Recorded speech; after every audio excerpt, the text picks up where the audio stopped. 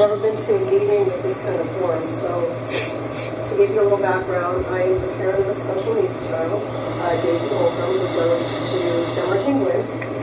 She is in the 7th grade, and we've spoken about her before. I have to tell you that I hear a lot of good, positive, wonderful things about inclusion and diversity, and I 1,000% support that. It is so important, and I think it should be so welcome in our community. But in life, we have to decide if the good outweighs the bad. And in this scenario, it's far more bad than it is good. So for those that only have visibility to what they can see, and they don't see what special needs parents have fought with this district from day one, you have no idea the pain that it has caused us and our families. I have had to file a complaint with the state. I'm now filing my second complaint with the state because my daughter has an IEP that's not finished, and we're at the end of the school year. So I've had, I've had my daughter physically attacked. I've had on numerous occasions, which is all factual. Many of the special needs parents, we are forced to consult attorneys.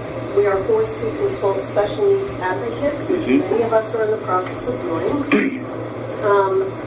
It's interesting that I am now part of a group of 10 mothers who are all part of Morgan Hill School District. We all have special needs kids in the program. We are all banding together. The only reason that I'm here by myself today is because of the short notice. Some of them have littles. I couldn't get people to watch them.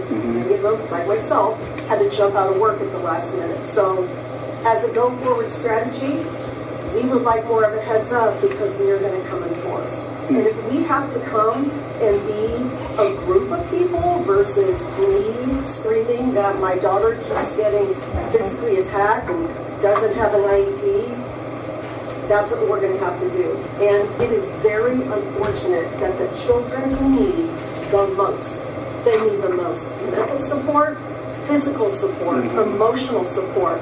I will tell you, they are thrown away. My child gets thrown away. In closing, if this was corporate America, which clearly it's not, CEOs get ousted from their companies for being fiscally irresponsible. You are the CEO of this district. I would encourage everyone to look at the facts. The facts are the special needs children are not getting taken care of, and no one seems to have an answer for the financial deficit. Thank you.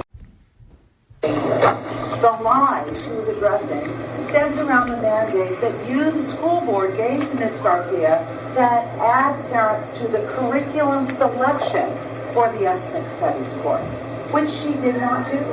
She or someone under her control purposely did not allow parents to be part of the selection process, even after clearly directed by the Board of Trustees to do so.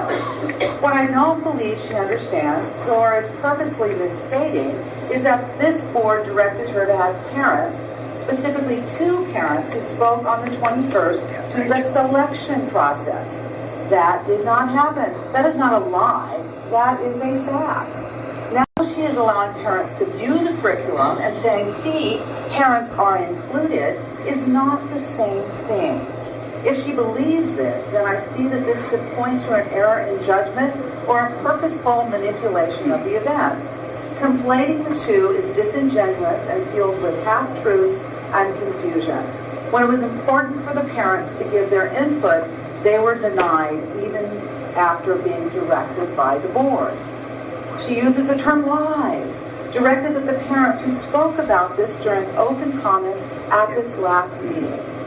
They were to be the voice on the selection process. Is she calling them liars? Is she saying that when they said that they were ghosted, that they were in fact reached out to and included? The psychology behind name calling stems from the need for power and control. When people engage in name calling, they attempt to dominate their partners by demeaning them. She knows activities are wrong, but does them anyway.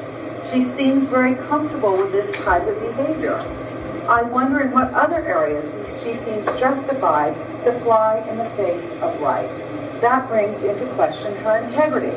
So when you are evaluating her performance, I encourage the board to take a hard look at her leadership, integrity, her fiscal responsibility, and her willingness to include divergent opinions, or her lack thereof. Thank you.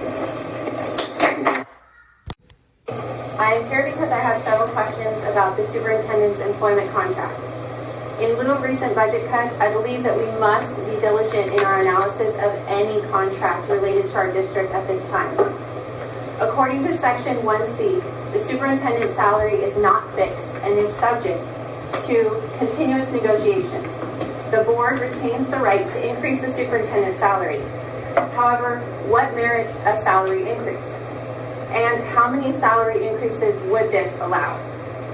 Our declining test scores and low academic achievement leave little to be desired here at MHUSD. What about using student growth percentiles as a key metric for evaluating the performance of the superintendent? Section 3D mentions that the district covers all professional development costs for the superintendent, including leadership coaching in Section 7L. However, it does not set a limit on these expenses. Given our current budget deficit, how is the board making sure that we put limits on the superintendent's expenses and questions the use of our resources during such dire times? Section 7A explicitly assigns the responsibility of implementing board policies to the superintendent. However, the most recent Budget Advisory Committee meeting was conducted without community participation, despite the stipulations of Board Policy 3100. How is the board responding to this breach of contract? And lastly, I have to question Dr. Garcia's leadership practices because soon after joining MHUSD, a large number of veteran and highly skilled district office employees, including top administrative level personnel, left their roles and positions. This is a pattern of behavior that raises red flags to me because in Dr. Garcia's previous district, this same behavior was exhibited. I was a teacher in MHUSD for 11 years. We had 3 superintendents during that time. Not once did I see a mass exodus of highly skilled veteran employees from our school district requesting to leave their jobs. Many of these employees cited concerns with Dr. Garcia's management decisions and leadership style. This drastically affects our district. A common theme I'm seeing here is questionable leadership, declining academic achievement, budget deficits, and limits that are needed on the spending of our superintendent. This does not show a performance level that is satisfactory. You are the trustees of the Board of Education of Morgan Hill Unified School District. I beseech you to step in for the betterment of all children in our school district and to listen to the needs of our Morgan Hill community.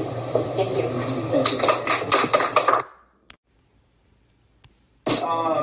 Many months and a number of these meetings, I have touched on the superintendent evaluation and the methodology and the process that the board has used in that and the need for transparency for the public. I wanted to quote from Board Policy 2140, which states, at an open session after the superintendent's evaluation or at a subsequent meeting, the board and superintendent shall jointly identify performance goals for the next year. At an open session. Now, it is perhaps you might have done it at a session at one of these after the closed session as an open session, but certainly at a general meeting, I have not been aware of that happening. And to be honest, I'm not aware of it happening in the past. But I think as we look forward to figuring out what is the evaluation of the superintendent, those who are supportive, those who are not, it is important that it be as transparent as possible. And so far, the public has had no information in terms of what's going on. I have asked, and in fact had been indicated from at least one or more board members that there would be posted on the website a list of what the goals were for the superintendent and how to evaluate. We're not asking for the results. That is an internal HR matter, but the importance of the public knowing exactly how you are evaluating the superintendent is imperative, and we haven't seen that. We have no idea how the evaluation is happening. What are the conditions? Is it financial? Is it educational? Is it personnel? What exactly is happening? And those things, I believe, need to be transparent. There are a couple of things that I have continued concerns about. One is the County Office of Education certification letters from January 12th and April 12th. The county expressed serious concerns on the deficit spending. I know that there was a requirement for the district to have a plan approved by the board by July 1st. So I'm expecting at some point there will be a discussion of that at a board meeting. Maybe that will happen on Tuesday, but I haven't seen any progress towards that. We have some ideas. We have never seen the exact list of what the cuts are. We know it's about $5.5 million, $500 for contracts, about $4 million for personnel. I've asked and have yet to see a detailed listing. I don't want individuals' names, but I expect positions. How many teachers? How many administrators? How many classified? Those are things that we deserve as the public to know what the monies are and how you as trustees are going to be fixing this budget issue. The last thing I wanted to mention is I'm sure you've noticed that 2 current principals and longtime employees who were teachers have resigned in the last few weeks, and you should be asking why are they leaving. I also saw the announcement of the appointment to one of those positions of a principal at PA Walsh. This appointment was made without any input from employees or the community. My comment is directed towards the process, not the individual.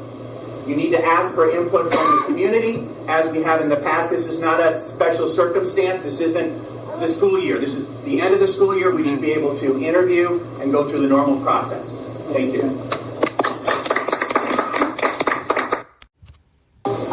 I'm a licensed therapist. I work on Eastside San Jose, putting kids, I was a director of behavioral health and put kids into Eastside schools. And I'm a mom. I have 3 kids. I have one here at Bryn, a sassy 6th grader, and I have 2 elementary school children at Paradise. I haven't been here in a while, but I really wanted to make it here at 10 o'clock on Friday. I'm very concerned that it's not accessible to everybody. Not everybody. I'm off right now, luckily with my children, and it's a great privilege to be able to do that, but there's a lot of people that couldn't make it, and that's really upsetting, and I feel like that's not showing transparency. It's not showing that you really do want to hear the voices of everybody when it's not accessible to everybody. This isn't on Zoom, this isn't recorded. I don't entirely understand why. Perhaps there's some reason you can't have it accessible to everybody, but it feels kind of weird. It feels very uncomfortable that this is how it's being done. So I really wanted to be here. I'm shaking a little bit about this because I'm really about everybody being here. They don't even have the same perspective as me, but I certainly want everybody's perspective here. Everyone with whatever income they have. If they have to work right now or have several jobs, I don't feel like this is accessible to them. I work on Eastside San Jose, and I had to work very hard to get the voices of families in, and this doesn't feel like that's what's happening. So even though we say things, we need to see it actually happen. So I'm really not pleased with that at all. I think a lot more effort needs to be made in that. Meetings need to be sent out so everybody knows what's happening. You have our emails as parents. You have our numbers as parents. You can contact us. Certainly. I'm also here to remind you about Satchel and how that was not acceptable to be applying to children. I heard there's something in the budget with it, so now I have to come back and deal with this again. And I certainly don't want another one renamed to something else. It's like whack-a-mole, we have to keep addressing over and over. It's not acceptable to apply behavioral health services to children without the approval of parents, period. And if I have to bring legal action, I will do that. I'm going to be 100% clear. I do not want to sue the district, but I will pursue it if I need to, okay? You cannot go and collect data on children. I love it, as I said, he's the evil scientist. I love all the data on children and watch them as they go and collect information. But it's not acceptable to have that information on children, okay? You cannot collect their personalities. You cannot decide what's outside the realm of their personality. They're not little dots on a chart. And your little dots outside that chart could mean that they're going to be brilliant and bring all kinds of things to the world. You have no idea, and the teachers have no idea, and you certainly have no idea, I'm sorry, but nobody does. I don't know. You have no right to play with it. You have no right to apply behavioral health services to children that you don't know about. That's my realm, and I have to be really careful that I'm not adjusting a child out of who they are. That is not my job. That is not your job. And culture is still. I want all of the cultures. I want them to all be there. I grew up in San Jose. And I'm so disappointed, like, we used to celebrate Chinese New Year and all these different things, and they're starting to talk about that and bring it back. It's beautiful. That's what is so beautiful about the Bay Area is we have everybody here. That's what's beautiful about America. And I want people to be proud of it. We have everybody. We have everybody coming to be here, and they want to be here, and you have the strongest people here in all the different cultures. And time's up. So I'm glad to be here. I'll be coming back, and I hope to bring some middle schoolers here to talk to you as well about iReady. Thank you.